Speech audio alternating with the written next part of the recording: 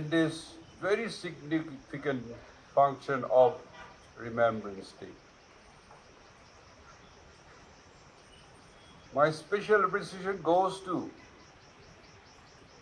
Dr. Andrew Fleming for being the initiative behind this morning's program and for taking all necessary steps to ensure that we partnered with the British High Commissioner, High Commission and the Commonwealth Graves Commission in the observance of these global events here in Kohima.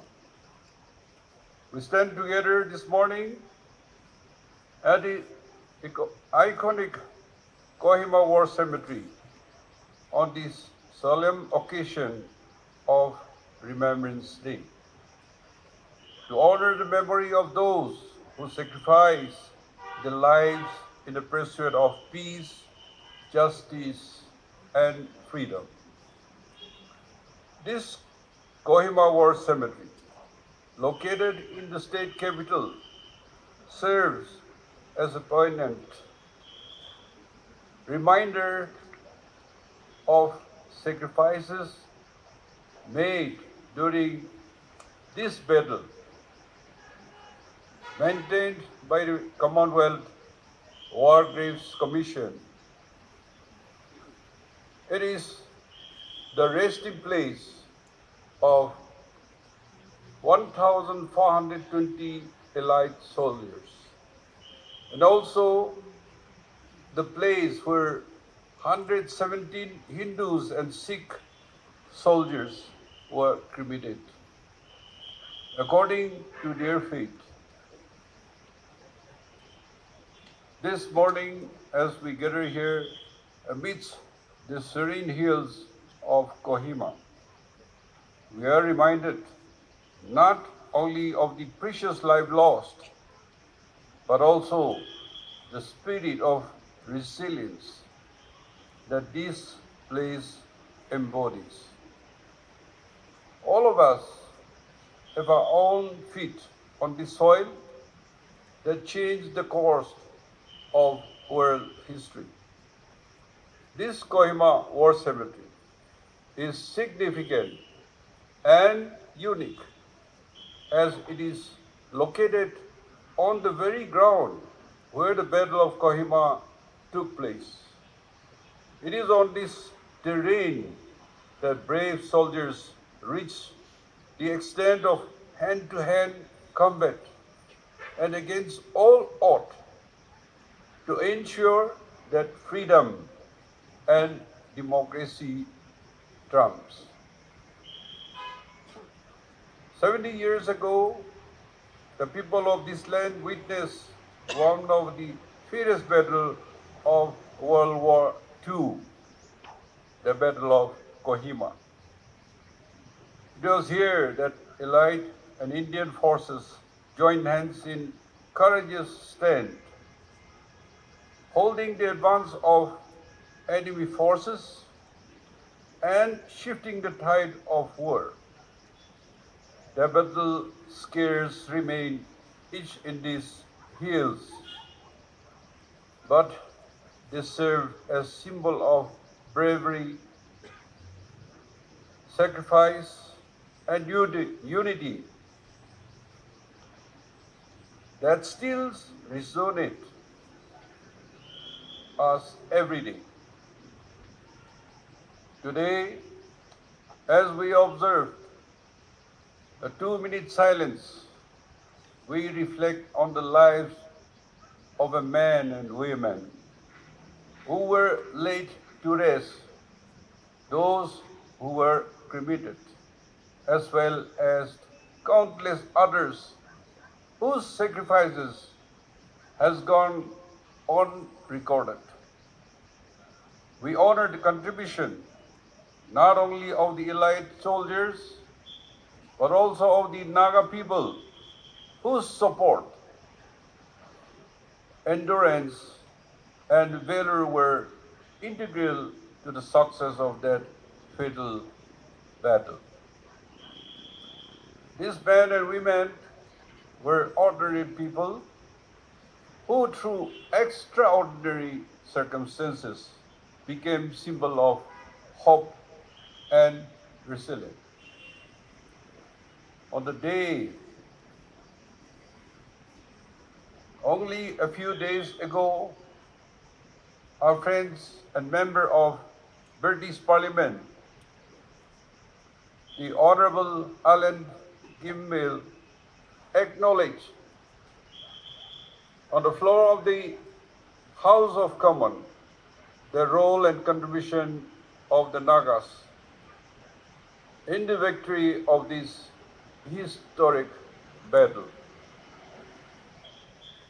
At that point of time, we had little to do with the war. It was clash of world powers in a faraway land. A war that caused devastation and unimaginable hardship. But today, generations later, 8 decades on, we hold our heads high in memory of our earlier generations for selfless sacrification for the good of freedom and the victory of democracy. Today and for all times to come, Kohima will remain etched on the annals of history. Even as we recollect the time of war and violence, the present times has greatly changed. War has taught us the value of unity and peace. The Naga people have converted the experience of violence into a message for global peace. We observe memories of the battle to spread the message of peace and love. Every year, we hold Second World War Peace Rally to tell the world that peace is the only way forward for all humanity. In the past years, our friends from around the world have joined the partners with us in these events. Friends from around the Commonwealth, including Japan, Germany, Myanmar, and many more countries. We are bringing those who once fought against each other under the common agenda of global peace. As we gather here today, we read the words inscribed on the Kohima Epitaph. I quote, "When you go home, tell them of us and say, for yours tomorrow, we give ours today." Unquote. These words serve as a lasting reminder of sacrifices made, urging us to carry forward the torch of remembrance and respect for those who served. Let us not take for granted the freedom and peace that we have inherited.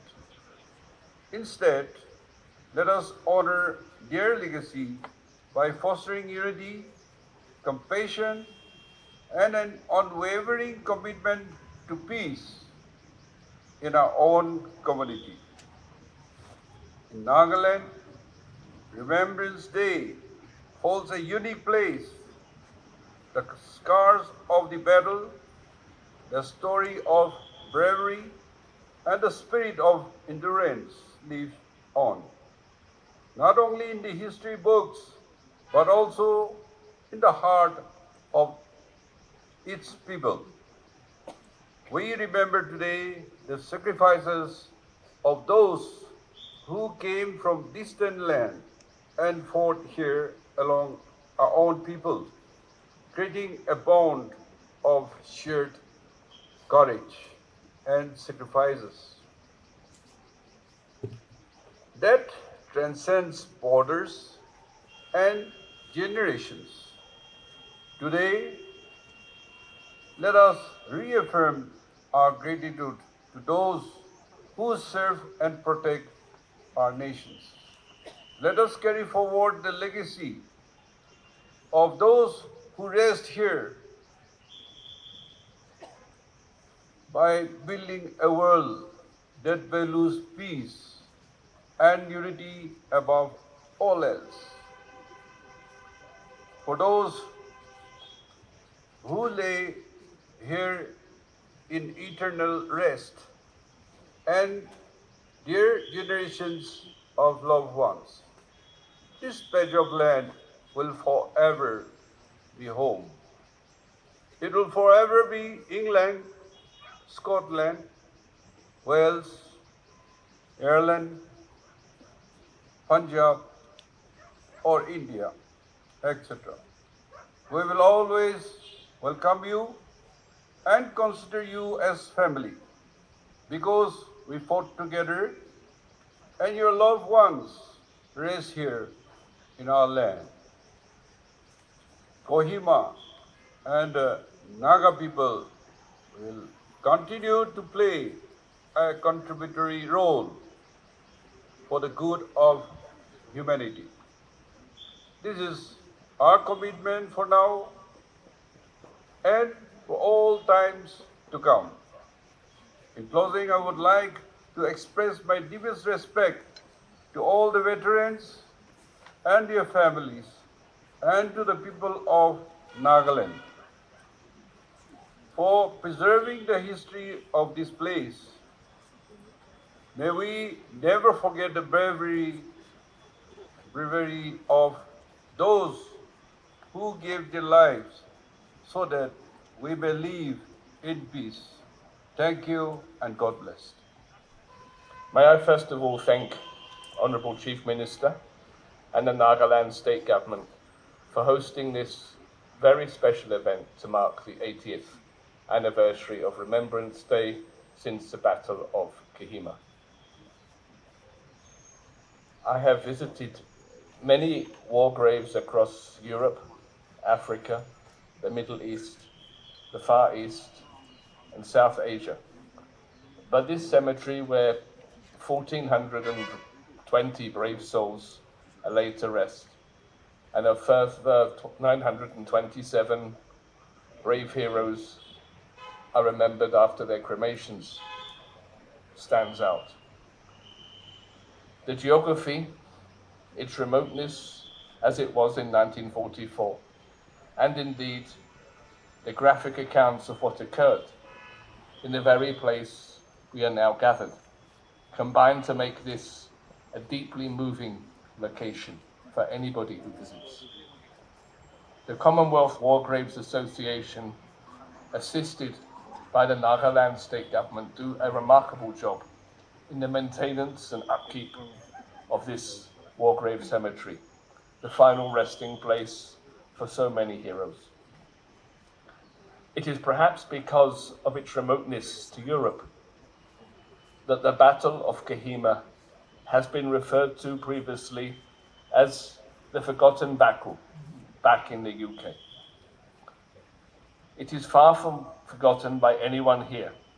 And let me explain in the words of the head of the Kohima Museum in the English city of York, that in Britain at that time, it was simply too far away to register as much when German forces were just 22 miles away. But a concerted effort has been made to raise the profile of the Battle of Kohima to such a point that in 2013, it was voted as Britain's greatest ever battle after a debate at the National Army Museum in London. And whilst perhaps a surprising winner over the likes of D-Day and Waterloo, it nevertheless, in my mind, and I know many of you here, is a very, very fitting one. Many accounts have been written here of what transpired in 1944. And I recall that when my former High Commissioner, His Excellency Alex Ellis, visited here during the Hornbill Festival last year, he recounted many of these with me in the back of a car for 6 hours as we drove across Meghalaya later on in his program. Next month, our new High Commissioner, Her Excellency Lindy Cameron, is also due to visit Kohima, and I know that she would have wished to have been here today. Of the many quotes I've heard, let me read a little bit of one in terms of accounts from 1944. The fighting was brutal and the British Indian forces were confined to Garrison Hill, which overlooked Kohima. At one point, the fighting descended into hand-to-hand combat, with only a tennis court separating the two sides dug in on the hill. The besieged British Indian soldiers held on until the reinforcements arrived. After 3 months, by June 1944, more than 7,000 casualties and almost no food supplies left, the Japanese division retreated and returned to Burma, despite orders from above to stay and fight. The Japanese invasion of India, of which the Battle of Kohima was a significant part, was their first major defeat anywhere in East Asia. Had a different outcome occurred, Dimapur and the plains of Assam would have been highly vulnerable to fall. The bravery of British and Indian forces and their few allies from Australia and Canada, many of them still teenagers, the ages of my own sons today, by the way, played such an important part in this critical part of history. And so as we gather to remember today, not only those who fell, but those who participated in this historic battle and undoubtedly lived their life with the memories. Why do we need to remember not only this battle, but casualties and conflicts of all battles? Because those who cannot remember the past are condemned to repeat it. We dare not ever forget. Lest we forget is such a short phrase, but 3 such very powerful words. I was very struck by Honourable Chief Minister's explanation of how the state of Nagaland and its people stand for peace.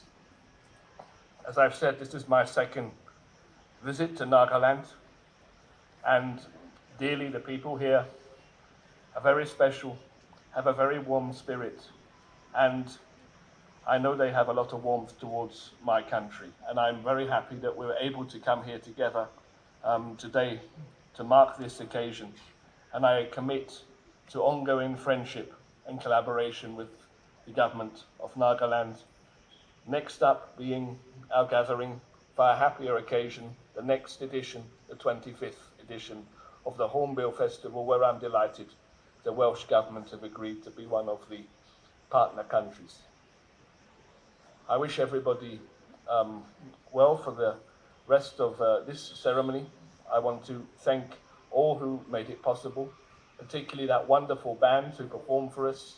I understand they won a global competition recently, and they have my warmest congratulations, and indeed all the members of the Indian Armed Forces who are present.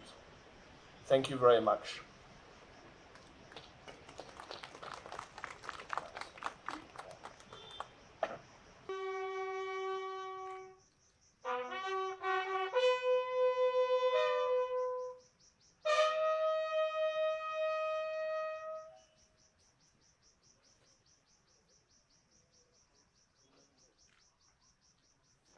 You may kindly take your seats.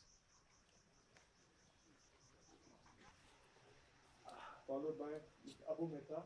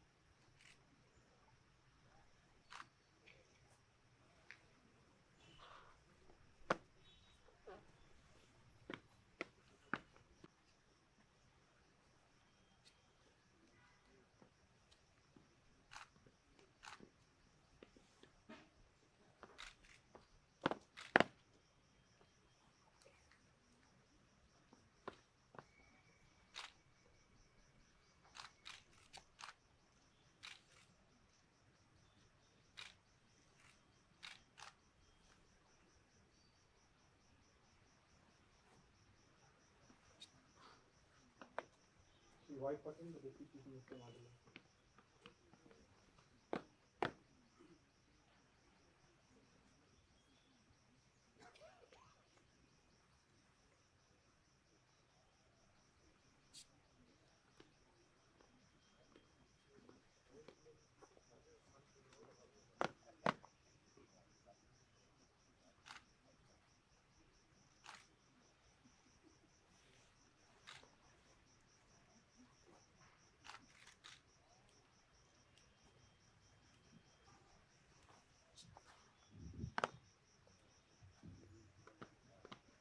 Mr. Jeffrey Van Orden, retired Brigadier Chief.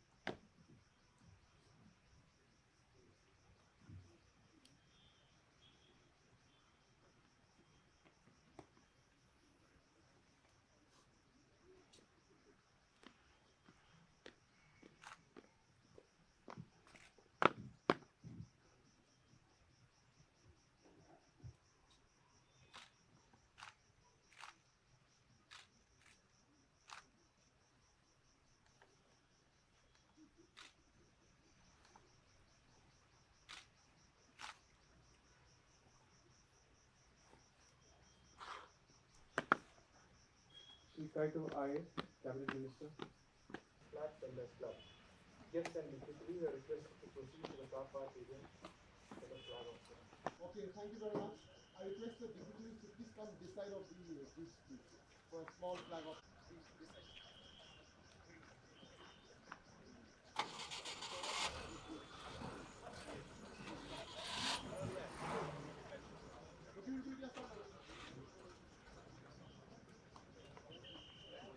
It is my humble privilege to say a few words on behalf of my colleagues of Nagaland Flat Fenders Club. It is an extraordinarily poignant moment for us because we trace our genesis and roots to the World War II peace rally, which is held during Hornbill Festival every year. We regard these vintage World War II Willys and Ford Jeeps as heritage vehicles. They cannot speak, but they are eloquent reminders of those who gave their tomorrows so that we have ours today.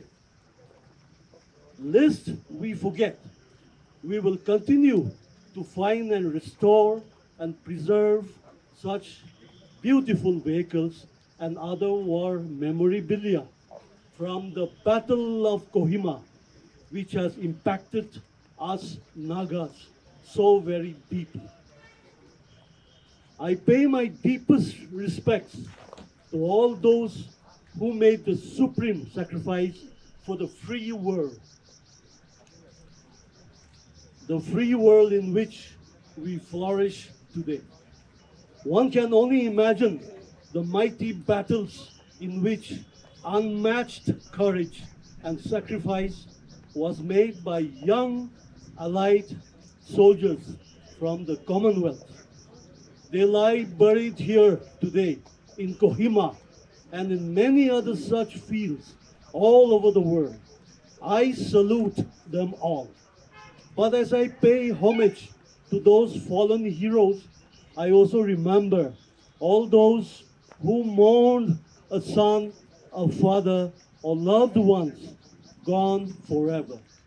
May Almighty God offer comfort and solace to them all.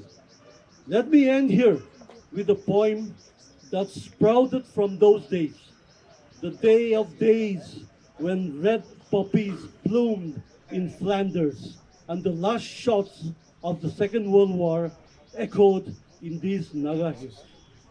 For the fallen, they shall grow not old, and we that are left grow old.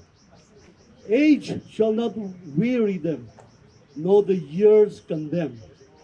At the going down of the sun in the morning, we shall remember them. May God rest the souls of the fallen in eternal rest. May God bless all of us gathered here today at the 11th hour of the 11th day of the 11th month. Amen. Thank you. On both sides, sir, please. One person. Ladies and gentlemen, I now request our dignitaries to look around our stage number 2 to 3. Let's go. Yes, sir.